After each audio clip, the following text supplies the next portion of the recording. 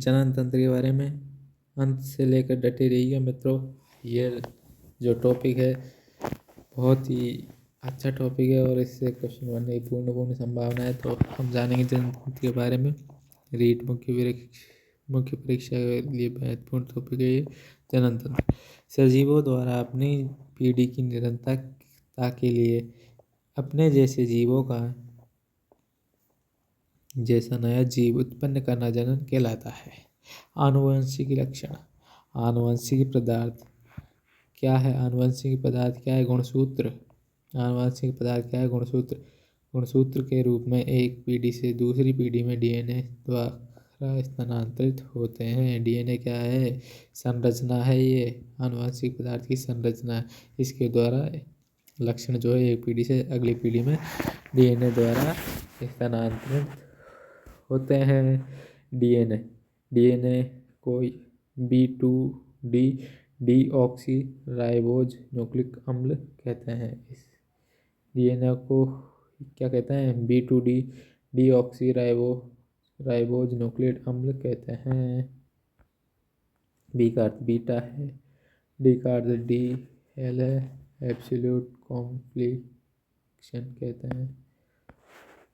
उत्पन्न संतानें। जनक हूबहू प्रतिलिपि क्यों थी? यानी कि जो संतान है यानी कि मतलब माता पिता जैसी क्यों उत्पन्न होती है, उसके पीछे कारण पितृक यानी कि जीन डीएनए। डीएनए में जो है यह आनुवंशिक संरचना है, इसकी जो है प्रतिकृतिकरण हो जाता है यानी कि फोटोकॉपी लग जाती है शुक्राणुओं में। जब या पढ़ते हैं देखो, डीएनए में रेप्लिकेशन से आनुवंशिक लक्षण द्वारा डीएनए कॉपी पेरेंट से संतान में स्थानांतरित हो जाती है, जिसके कारण उत्पन्न संतान जनक हूबहू प्रतिलिपि होती है। यानी कि डीएनए में रेप्लिकेशन से यानी प्रतिकृतिकरण से आनुवंशिक लक्षण द्वारा डीएनए कॉपी पेरेंट से संतान में स्थानांतरित होती है, जिसके कारण उत्पन्न संतान जनक की हूबहू प्रतिलिपि होती है। और विभिन्नताएं क्यों होती है? आइए, उत्पन्न संतानों में अलग अलग लक्षण उत्पन्न होना, इसके पीछे कारण है एक तो जीन विनिमय क्रॉसिंग ओवर यानी युग्म निर्माण। शुक्राणु अंडाणु जब निर्माण होता है तो अर्धसूत्रीय विभाजन के कारण प्रोफेज फर्स्ट की पेकाइटिन उपावस्था में गुणसूत्र के बाहु का आदान प्रदान हो जाता है, जिसके कारण संतान अलग अलग उत्पन्न होती है। देखो, ये गुणसूत्र इसकी अवस्था में गुणसूत्रों के भागों का आदान प्रदान हो जाता है। ये इस गुणसूत्र के भाग का इसमें आदान प्रदान, इस गुणसूत्र के भाग इधर आदान प्रदान। इस कारण जो है प्रोफेज फर्स्ट की अवस्था में पेकाइटिन उपावस्था में गुणसूत्र के भागों का आदान प्रदान हो जाता है, इसलिए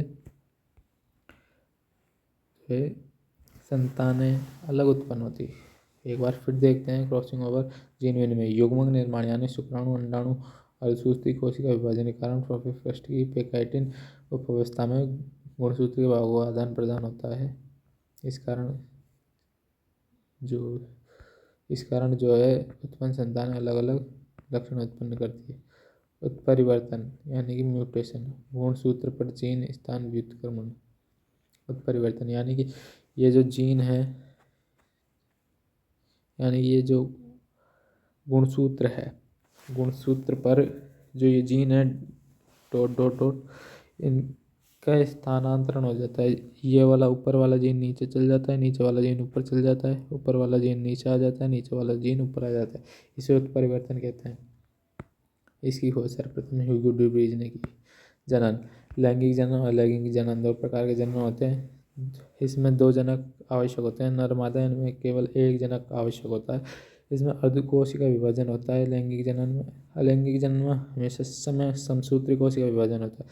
इसमें युग्मक निर्माण होता है। जायगोट का निर्माण होता है। लैंगिक में इसमें युग्मक निर्माण नहीं होता, इसमें निषेचन होता है। इसमें निषेचन नहीं होता। इस जनन द्वारा संतान में भिन्नताएं उत्पन्न होती है। इस जनन द्वारा उत्पन्न इसमें भिन्नता यानी वेरिएशंस उत्पन्न नहीं होते तथा उत्पन्न संतानें जनक की हूबहू प्रतिलिपि होती है, जिसे क्लोन कहते हैं। पादप की टहनियाँ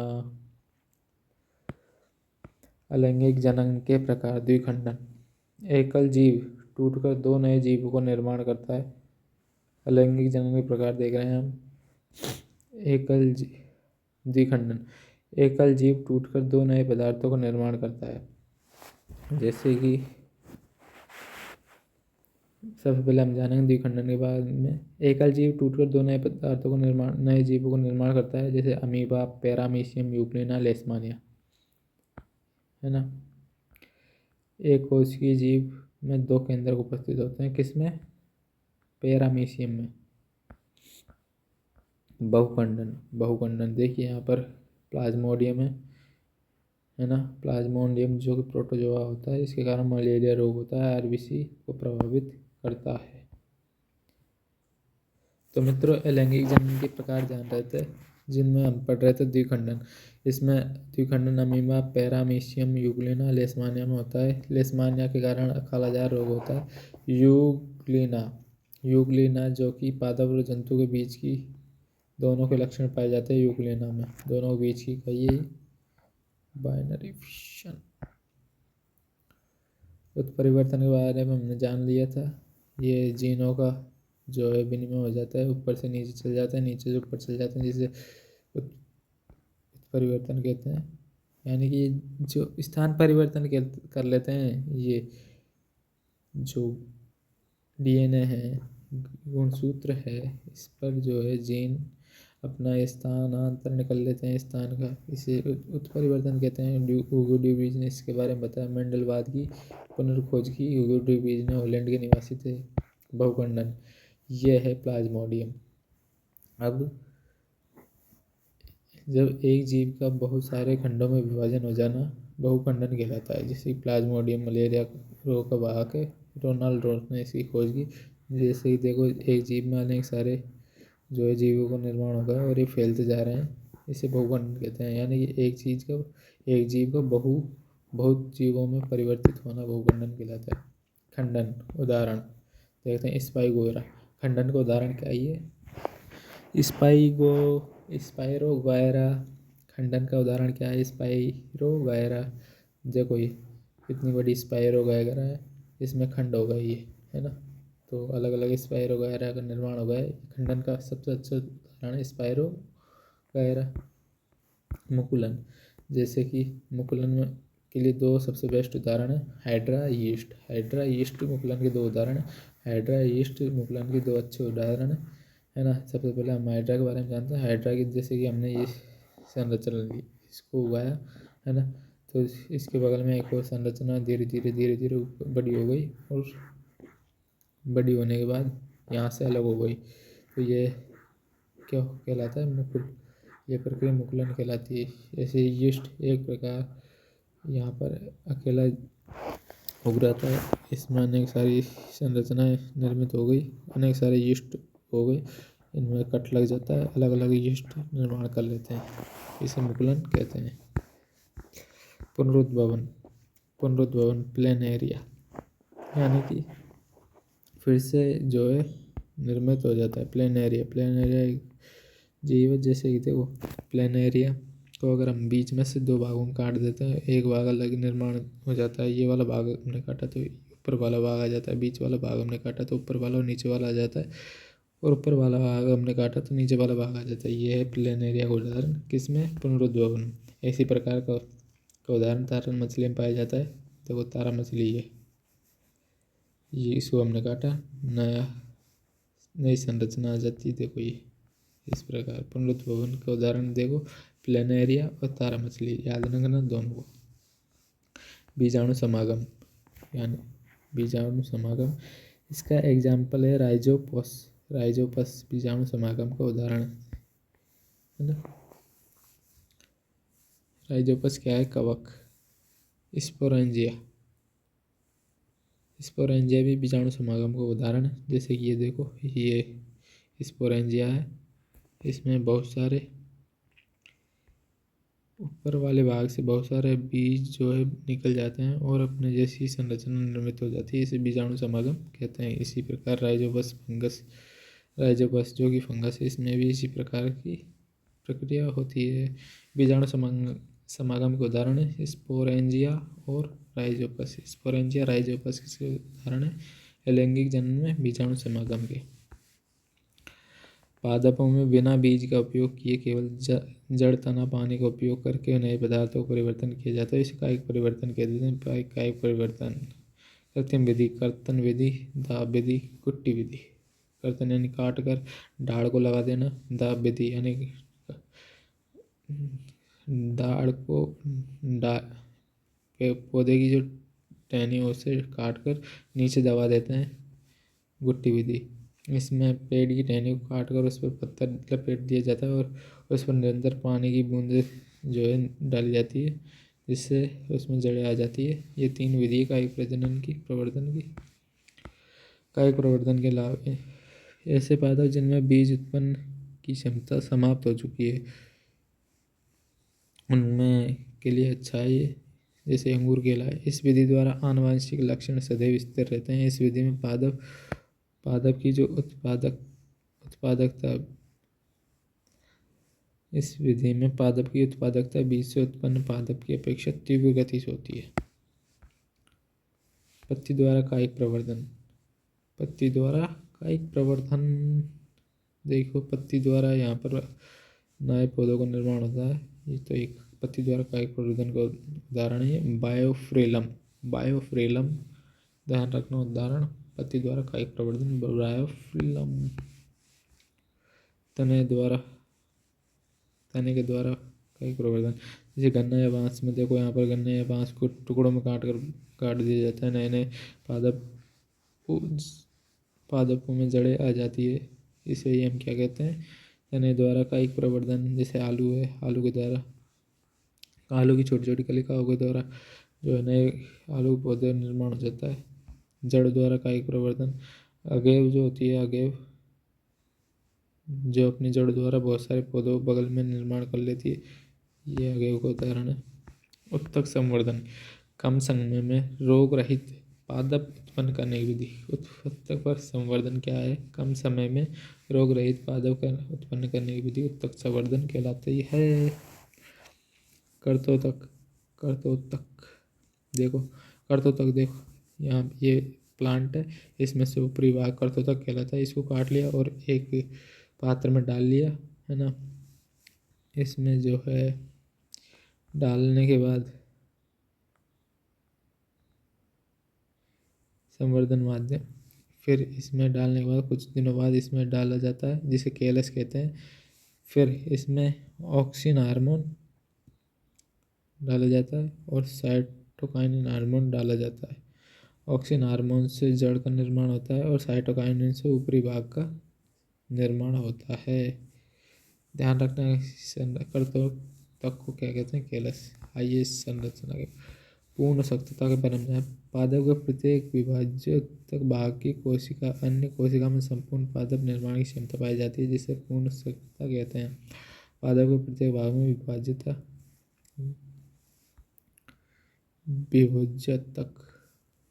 भाग की कोशिका अन्य कोशिका में संपूर्ण पादप निर्माण की क्षमता पाई जाती है, जिसे पूर्ण सख्तता कहते हैं। पूर्ण सख्तता किसे कहते हैं? पादप के प्रत्येक विभज्यक भाग की कोशिका अन्य कोशिका में संपूर्ण पादप निर्माण की क्षमता पाई जाती है, जिसे पूर्ण सख्तता कहते हैं। कर्तोतक मात्र पादप में सेपरेट किया गया विभज्यतक भाग जिसका उपयोग उत्तक संवर्धन में होता है, तो इस भाग को कर्तोतक कहते हैं। मात्र पादप से सेपरेट किया गया विभज्यक भाग जिसका उपयोग उत्तक संवर्धन में कहते हैं, तो इसे कर्तोतक कहते हैं। कर्तोतक भाग सदैव विभज्यतक पार्ट से पृथक किया जाता है। कर्तोतक भाग सदैव विभज्यक पार्ट से पृथक किया जाता है। केलस ग्रुप ऑफ सेल्स, कोशिकाओं का समूह क्या कहलाता है? जो पूर्णतः निर्विभेदित होता है। केलस कैसा होता है? पूर्णतः निर्विभेदित। केलस क्या है? पूर्णतः निर्विभेदित। ग्रुप ऑफ सेल्स, कोशिकाओं का समूह केलस होता है। हार्मोन, ऑक्सिन हार्मोन और साइक्लिन हार्मोन, साइकोनिन hormone, auxin hormone. Auxin hormone द्वारा मूलांकुर भाग प्रेरित होता है और साइटोकिनिन भाग द्वारा प्रारंकुर भाग प्रेरित होता है। प्रारंभ यानी ऊपर का भाग, मूलांकुर यानी नीचे जड़े वाला भाग। लैंगिक जनन के बारे में जानते हैं। लैंगिक जनन, नर में वृषण, मादा में अंडाशय, प्राथमिक जनन होते हैं, प्रत्येक जीन है ना। प्राथमिक जनन, अर्धसूत्री विभाजन होता है, शुक्राणु अंडाणु निषेचन करते हैं, जायगोट का निर्माण होता है, भ्रूण से शिशु, शिशु से जीव, इस प्रकार प्रक्रिया चलती है ना।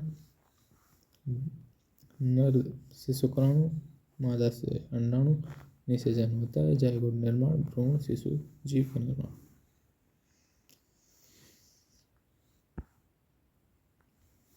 निषेचन की जो प्रक्रिया है मादा के फैलोपियन नलिका में संपन्न होती है। निषेचन की प्रक्रिया कहाँ संपन्न होती है? फैलोपियन नलिका, मादा की फैलोपियन नलिका में संपन्न होती है। निषेचन की प्रक्रिया फैलोपियन नलिका में संपन्न होती है।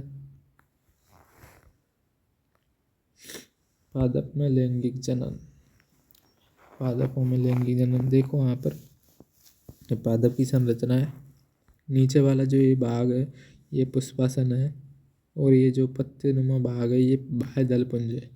और ये जो फूल की जो संरचना है, फूल का जो भाग है ये दलपुंज कहलाता है, बाहरी भाग है ना। और अंदर वाला भाग ये जो है ये क्या है? अंडाशय है ना। अंडाशय, बीजांड के ऊपर अंडाशय, बीजांड अंडाशय के नीचे होता है ये, और बीजांड के ऊपर अंडाशय होता है। और ये दो धागेनुमा संरचना है ये पूतंतु कहलाती है। क्या कहलाती है? पूतंतु। क्या कहलाती है? पूतंतु। और ये तंतु के ऊपर परागकोश होता है। क्या होता है? परागकोश। ये पुंकेसर यानी नर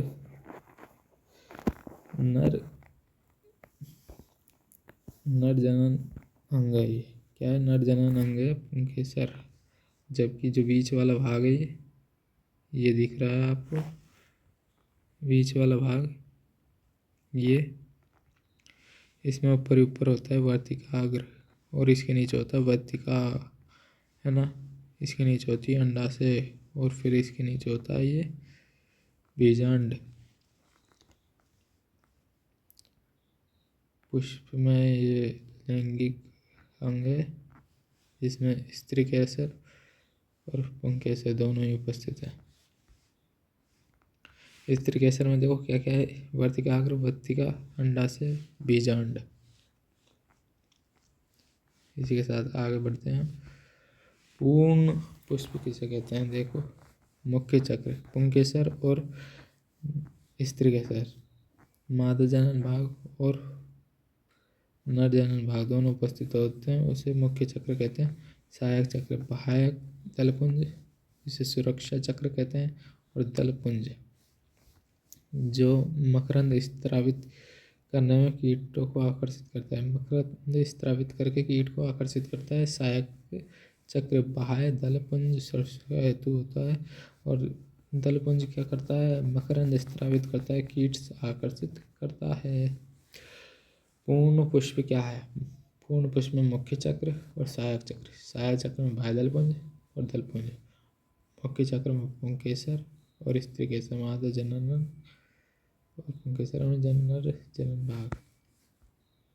पुष्प के बारे में जानेंगे हम। एक लिंगी पुष्प और द्विलिंगी पुष्प, मोनोसेक्सुअल पुष्प, डाइसेक्सुअल पुष्प, जिसमें केवल एक जनन भाग उपस्थित होता है उसे एक लिंगी पुष्प, जैसे तरबूज, पपीता। द्विलिंगी पुष्प, ऐसे पुष्प जिनमें नर मादा दोनों लैंगिक अंग उपस्थित होते हैं उसे द्विलिंगी पुष्प कहते हैं, जैसे मस्टर्ड, सरसों, हाइबिस्कस यानी सूरजमुखी, हाइबिस्कस का पौधा। पुष्प में निषेचन की प्रक्रिया देखते हैं हम। यह है परागकण। देखो सबसे पहले यह है परागकण है ना।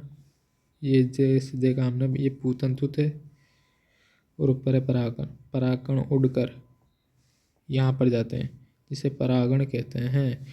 परागकण जो है ये जो नर का भाग है पूतंतु, और ऊपरी भाग परागकोश, परागकोश से परागकण निकलते हैं। परागकण उड़कर जो है स्त्री जो केसर भाग है वर्तिकाग वक्रिकाग पर जाते हैं, यहाँ पर परागकण जाते हैं, है ना, पहुँच जाते हैं।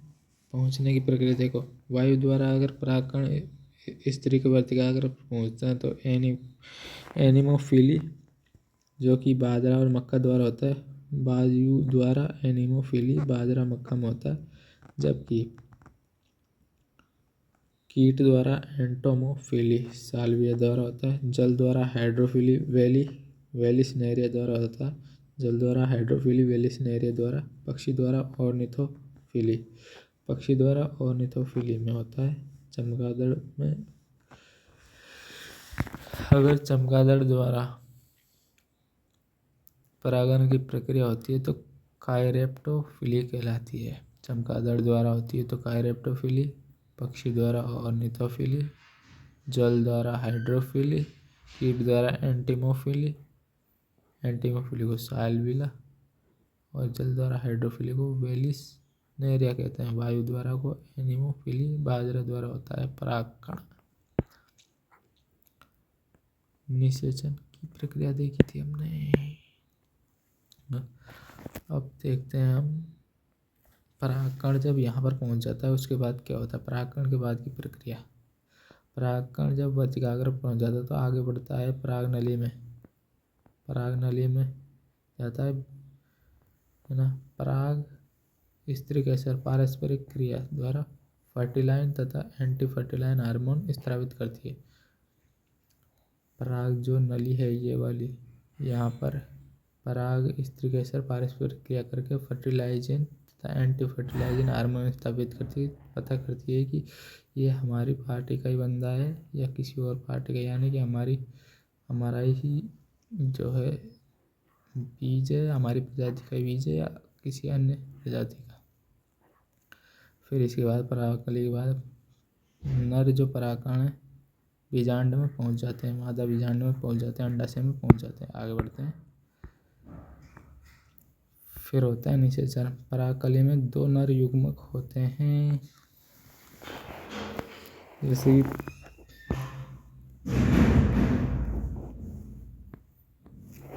बीजांड में देखो तीन प्रकार की कोशिकाएं होती है। देखो 4 प्रकार की कोशिकाएं होती है। सहायक कोशिका जो कि ये 2 है, इनके बीच में जो है अंड कोशिका होती है, ध्रुवीय कोशिका जो कि बीच में होती है, और प्रतिमुख कोशिका जो कि 3 होती है, यहाँ पर होती है। प्रतिमुखी कोशिका 3 होती है, ध्रुवीय कोशिका 1 होती है जिसमें 2 केंद्रक होते हैं, सहायक कोशिका 2 होती है और इसके बीच में अंड कोशिका होती है। परागनली में 2 नर युग्मक, 1 नर युग्मक प्लस ध्रुवीय कोशिका, ये वाली परागनली में जो है 1 नर युग्मक और ध्रुवीय कोशिका 2n, त्रिसंयोजन त्रिसंलयन भ्रूणपोष।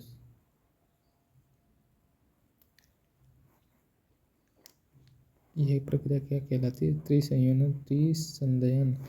दूसरा नर युग्मक, यहाँ पर दूसरा नर युग्मक अंड कोशिका है, यहाँ पर अंड कोशिका में आ जाता है और सत्य निषेचन कहलाती है। पहला नर युग्मक जब ध्रुवीय कोशिका में जाता है तो त्रिसंयोजन त्रिसंकलयन प्रक्रिया होती है जिसे भ्रूणपोष कहते हैं, और दूसरा नर युग्मक अंड कोशिका से निषेचन करता है जिसे सत्य निषेचन कहते हैं, जिससे भ्रूण का निर्माण होता है। देखते हैं हम बीजांड में 7 तो कोशिका होती है, 8 केंद्रक होते हैं। बीजांड में 7 कोशिका 8 केंद्रक होते हैं। परागनली में 2 प्रकार के नर युग्मक होते हैं। एक नर युग्मक ध्रुवीय कोशिका से निषेचन करता है जिससे त्रिसंयोजन त्रिसंलयन भ्रूणपोष का निर्माण होता है, और दूसरा नर युग्मक अंड कोशिका से निषेचन करता है जिसे सत्य निषेचन कहते हैं, जिससे भ्रूण का निर्माण होता है। दोहरा निषेचन, जिसे दोहरा निषेचन होता है। देखो एक नर युग्मक प्लस ध्रुवीय कोशिका, जिसे भ्रूण पोष का निर्माण होता है, त्रिसंलयन कहते हैं। दूसरा नर युग्मक प्लस अंड कोशिका, जिसे सत्य निषेचन कहते हैं, इससे भ्रूण का निर्माण होता है। एक ही बीजांड में एक साथ दो स्थानों पर निषेचन होने के कारण दोहरा निषेचन कहलाता है। दोहरा निषेचन, इस प्रक्रिया की खोज GN नवाचिन ने की। दोहरा निषेचन की खोज, इस प्रक्रिया की खोज GN नवाचिन ने की। ध्रुवीय कोशिका भ्रूणपोष, अंड कोशिका भ्रूण, ध्रुवीय कोशिका भ्रूणपोष और अंड कोशिका भ्रूण। ध्रुवीय कोशिका में जो निषेचन संपन्न होता है उससे भ्रूणपोष का निर्माण होता है, और अंड कोशिका में जो भ्रूण निषेचन होता है उससे जो है भ्रूण का निर्माण होता है।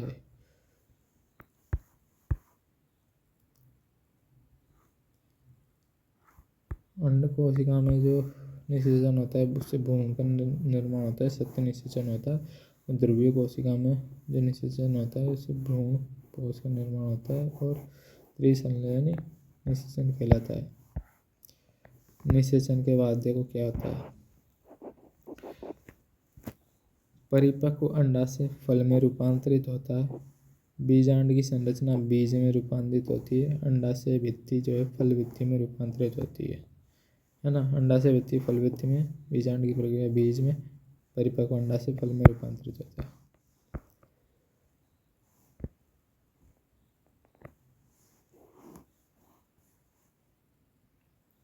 देखो यहाँ पर जो ये भ्रूण है, भ्रूण बीज वाला भाग और भ्रूणपोष बीज के बगल वाले दो भाग है। भ्रूणपोष को बीज पत्र भी कहते हैं। ऊपरी भाग प्रारूप, भ्रूण का ऊपरी भाग प्रांकुर कहलाता है और नीचे वाला भाग मूलांकुर कहलाता है। बीज अंकुर तना, प्रांकुर से तने का निर्माण होता है, मूलांकुर से जड़ का निर्माण होता है। बीज, एक बीजपत्री, द्विबीजपत्री। एक बीजपत्री कौन कौन से पादप हैं, अब देखते हैं हम। बीज पादप, एक बीजपत्री पादप और द्विबीजपत्री पादप। एक बीजपत्री पादप मक्का, गेहूँ, चावल, बाजरा होता है। प्रांकुर और मूलांकुर एक ही भाग में होते हैं, जिसे कैरियोप्टिस फल, कैरियोप्टिस बीज कहते हैं, कैरियोप्टिस कहते हैं। बीज तथा फल दोनों एक ही संरचना होती है। द्विबीजपत्री मूंगफली और मूंग। फल का खाने योग्य भाग, आम में फल खाया जाता है, मध्य भित्ति खाया जाता है, और अंगूर में संपूर्ण फल भित्ति खाई जाती है। लीची में एरिल भाग को खाया जाता है, लीची में एरिल भाग को खाया जाता है।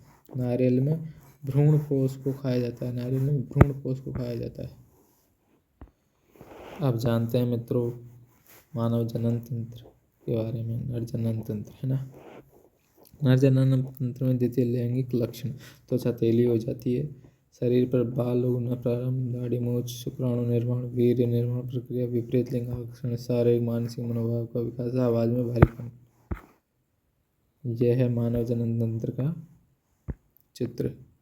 इसमें होती है सबसे ऊपर ये मूत्रवाहिनी, यहाँ पर मूत्राशय होता है ये। इसके बाद ये शीश्न होता है, आगे शीश्न मुंड होता है, वृषण कोष होता है ये, इसके अंदर वृषण होते हैं, है ना। वृषण कोष को स्क्रोटम कहते हैं। और यहाँ पर प्रोटेस्ट ग्रंथि होती है, ये प्रोटेस्ट ग्रंथि, और ये स्खलन नलिका होती है, ये बिंदुदार, और जिसे सेमी वेसिकल कहते हैं। स्खलन नलिका को सेमिनल वेसिकल कहते हैं। स्खलन नलिका को सेमिनल वेसिकल कहते हैं। शुक्राशय ग्रंथि, ये होती है शुक्राशय ग्रंथि। यहाँ पर शुक्राशय ग्रंथि होती है, और यहाँ पर प्रोटेस्ट ग्रंथि, स्खलन नलिका होती है, ये सेमिनल वेसिकल। नर में वृषण शरीर से बाहर स्थित होता है। नर में वृषण शरीर से बाहर स्थित होता है, क्यों? वृषण में शुक्राणु निर्माण हेतु कम तापमान की आवश्यकता होती है। यदि शरीर का आंतरिक ताप उचित ताप उच्च होने के कारण शुक्राणु निर्माण संभव नहीं। बाहरी तापमान लगभग 3 डिग्री सेल्सियस कम होता है। वृषण का बाहरी आवरण स्टोव में ताप नियंत्रण की तरह कार्य करता है। अब देखते हैं ये वृषण अंदर की संरचना। शुक्रजननी नलिकाएं होती है इसके अंदर। शुक्रजननी नलिकाएं अधिवृक्क एपिडाइमिस होता है। ये शुक्राणुओं को जनन क्षमता प्रदान करता है। एपिडाइडिस अधिवृषण क्या करता है? एपिडाइडेमिस अधिवृषण क्या कार्य करता है? एपिडाइडेमिस का कार्य करता है। ये शुक्राणुओं को जनन क्षमता प्रदान करता है। मानव में इसकी लंबाई 6 मीटर होती है। एपिडाइडिमिस की अधिवृषण की। यह सर्टोली कोशिकाएं होती है। सर्टोली कोशिका यह निर्मित होती हुई शुक्राणु को पोषण प्रदान करती है। सर्टोली कोशिका का क्या कार्य है? इन्हें नर्स कोशिका कहते हैं। निर्मित होते हुए शुक्राणुओं को पोषण का प्रदान करती है सर्टोली कोशिकाएं। शुक्राणु देख सकते हैं। शुक्राणु वृषण के बारे में जान लिया। ये गुंडीदार नुमा संरचना अधिवृषण कहलाती है। एपिडाइडिस ये शुक्राणुओं को जनन क्षमता प्रदान करते हैं। मानव में इसकी लंबाई 6 मीटर होती है। वृषण इससे नर हार्मोन टेस्टोस्टेरोन का निर्माण होता है। स्टेरॉयड हार्मोन है, उत्तेजक हार्मोन है। इसमें सर्टोली कोशिका उपस्थित होती है। इसमें शुक्रजनन नलिकाएं पाई जाती है। इसमें शुक्राणु का निर्माण होता है। कुछ जंतुओं में वृषण का कृत्रिम रूप से काटकर हटाया जाता है जिसे आर्कीडेक्टोमी कहते हैं। बधियाकरण आर्कीडेक्टोमी कृत्रिम रूप से काटकर हटाया जाता है, ये आर्कीडेक्टोमी कहते हैं। घोड़े में गेल्डिंग, मुर्गे में कैपॉन्स, बेल में बधियाकरण स्टील कहते हैं।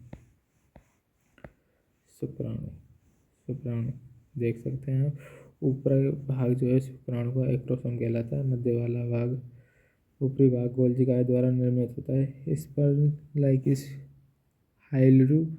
हाइल्यूरोनिडेज एंजाइम निर्माण में सहायक होता है, जो कि क्या कार्य करता है?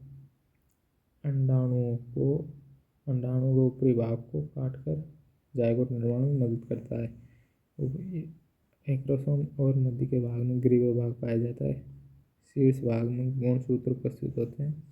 मध्य वाला भाग माइटोकॉन्ड्रिया द्वारा निर्मित होता है, जो कि एनर्जी प्रदान करता है। पूंछ गति प्रदान करता है। पूंछ वाला भाग तारकाय द्वारा निर्मित होता है। परिपक्व अवस्था शुक्राणु की ऐसी संरचना है, अगुणित संरचना है। शुक्राणु का निर्माण स्पर्मेटोजेनेसिस कहते हैं। शुक्राणु का निर्माण स्पर्मेटोजेनेसिस कहलाता है। स्पर्मेटोजेनेसिस कहलाता है। शुक्राणु निर्माण की प्रक्रिया। निर्माण की अवस्था गुणन वृद्धि परिपक्वन अवस्था का निर्माण की अवस्था होती है। शुक्राणु की गुणन वृद्धि परिपक्वन अवस्था। नर जनन ग्रंथियाँ शुक्राशय ग्रंथि वीर्य का निर्माण होता है। प्रोस्टेट ग्रंथि वीर्य निर्माण।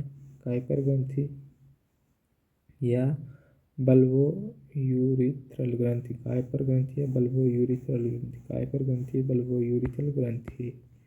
मादा जनन तंत्र।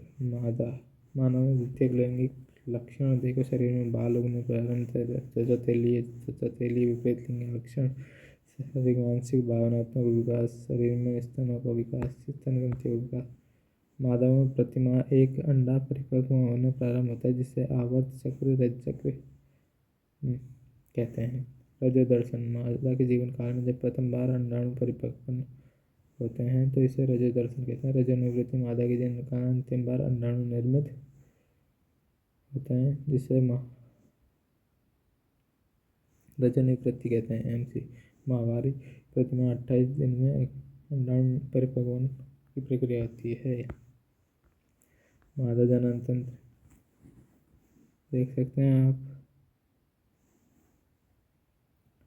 ये होती है अंडवाहिनी फैलोपिनियल नलिका। इसमें निषेचन की प्रक्रिया क्रिया संपन्न होती है। ये होते हैं एम्पाला भाग, ये होता है अंडाशय, मादा में प्राथमिक लैंगिक जनन, ये होती है ग्रीवा, गर्भाशय का आंतरिक भाग, ये एंडोमेट्रियम, ये होती है योनि। योनि में दो प्रकार के अम्ल पाए जाते हैं, लैक्टिक अम्ल और कार्बोनिक अम्ल। योनि में दो प्रकार के अम्ल पाए जाते हैं, लैक्टिक अम्ल, कार्बोनिक अम्ल। फंडिस, ऊपरी भाग फंडिस कहलाता है। गर्भाशय का आंतरिक भाग,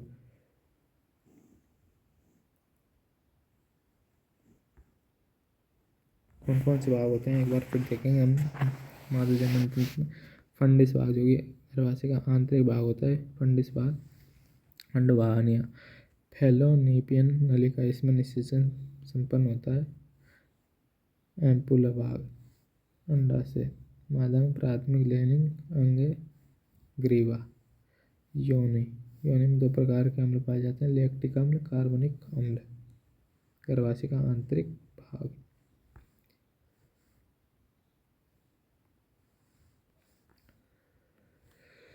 नर और मादा में अंतर देखते हैं। प्राथमिक लैंगिक अंग प्रसरण होते हैं, इसमें अंडाशय होता है, नर में शुक्राणु जबकि मादा में अंडाणु, और नर में शुक्राणु निर्माण की प्रक्रिया शुक्रजनन कहलाती है, स्पर्मेटोजेनेसिस, और अंडाणु निर्माण की प्रक्रिया अंडजनन कहलाती है, ऑर्गेनोसिस। नर जनन हार्मोन टेस्टोस्टेरोन, मादा जनन हार्मोन प्रोजेस्टेरोन, एस्ट्रोजन। अब देखते हैं मध्य चक्र और रज चक्र। मध्य चक्र पशुओं में जनन क्रिया विशेष ऋतु या विशेष समय अवधि में होती है, जिसे मध्य चक्र कहते हैं। रज चक्र मानव मादा में अंडाणु निर्माण प्रत्येक माह चलता है, इसे रज चक्र कहते हैं।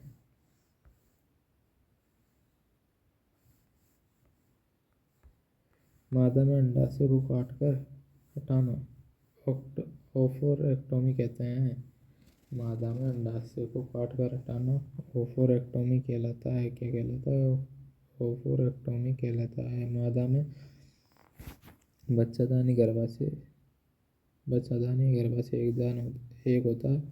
अंडवाहिनियाँ 2, अंडाशय भी 2, अंडवाहिनियाँ 2, अंडाशय 2, ग्रीवा 1, योनि 1, ग्रीवा 1, योनि 1।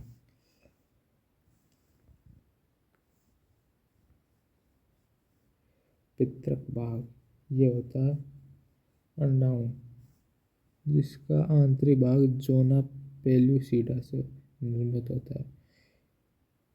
पितृक अंडाणु का आंतरिक भाग जोना पेल्यूसिडा से निर्मित होता है, जोना पेल्यूसिडा से निर्मित होता है। कोरोना रेडिएटा, इसका बाहरी भाग कोरोना रेडिएटा से निर्मित होता है। इसका बाहरी भाग कोरोना रेडिएटा से निर्मित होता है, आंतरिक भाग जोना पेल्यूसिडा से निर्मित होता है।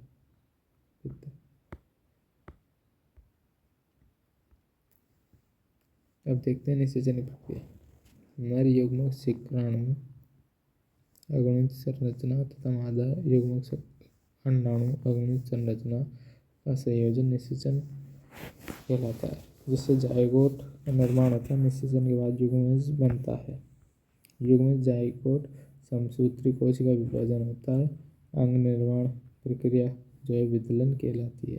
अंग निर्माण की प्रक्रिया क्या कहलाती है? विदलन कहलाती है। मादा में प्रसव के समय ऑक्सीटोसिन हार्मोन स्रावित होता है, जो गर्भाशय में लयबद्ध संकुचन प्रारंभ करता है। मादा में प्रसव के दौरान कौन सा हार्मोन स्रावित होता है? ऑक्सीटोसिन हार्मोन स्रावित होता है। गर्भाशय में लयबद्ध संकुचन प्रारंभ करता है। अपरा, मादा में अपरा है ना, यह नलीनुमा ऊतक युक्त संरचना है। ये भ्रूण को पोषण, ऑक्सीजन, प्रतिरक्षी उपलब्ध करवाता है। ये टूंडी का कनेक्शन जो है मान होता है। भ्रूण के अपशिष्टों का निदान होता है। मादा में अपरा द्वारा निर्मित हार्मोन ह्यूमन कोरियोगोनेडोट्रोपिक हार्मोन HCG, इसका उपयोग प्रेगनेंसी में जांच के दौरान होता है। नर में नसबंदी वैक्सेक्टोमी कहलाती है। नर में नसबंदी वैक्सेक्टोमी, मादा में नसबंदी ट्यूबेक्टोमी। ट्यूबेक्टोमी शुक्रवाहिनियों को काट कर बांध देते हैं, नर में तो जिसे वेसेक्टोमी कहते हैं, और मादा में नसबंदी फैलोपियन नलिका को काट कर बांध देते हैं, जिसे ट्यूबेक्टोमी कहते हैं। इसी के साथ मित्रों ये टॉपिक हमारा कंप्लीट एंड कंप्लीट होता है। हमने एक चीज़ पढ़ी थी मित्रों, देखो